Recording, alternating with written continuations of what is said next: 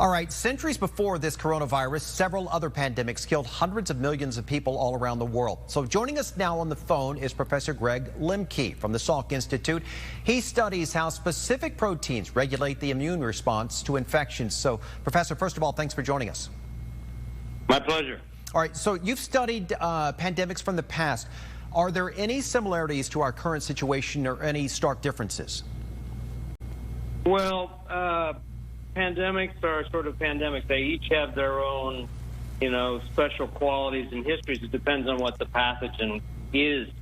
But, obviously the one that I'm most familiar with is the one that was sort of the basis of the founding of the Salk Institute, which were the polio epidemics of the 20th century. And I know that is what created the Salk Institute. You've also studied aspects of immunities. What does it take for a population to develop immunities to a virus like COVID-19? Well, for any virus, our initial defenses, you basically have two kinds of immune responses. You have something called an innate response, which is the response that you're born with.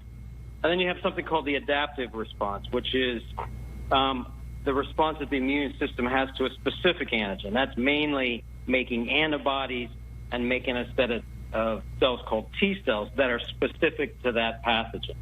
So in the first part of any infection, you're really reliant on your innate immune response. And that response basically just tells your body that you're infected with something and you need to mobilize the first line of defense against that virus or whatever the pathogen is. In the case of COVID-19, it's the novel coronavirus. So that's what you rely on basically to provide your initial defense. So when we're talking about antibodies or the formation of antibodies, in any person, that takes at least a week to get your very first antibody response and to have really strong antibodies against the thing that's infecting you, like the novel coronavirus. You're talking about a period of 2 to 3 to 4 to 5 weeks.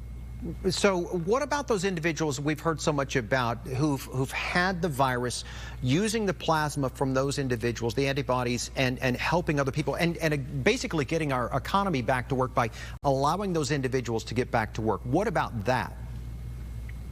Well, that looks like it's working. So there's a paper published in PNAS just last week from a research group in China looking at the effects of using this plasma from patients who've recovered from coronavirus infection. They typically had pretty strong disease, and transferring that patients to that plasma to patients who are really sick.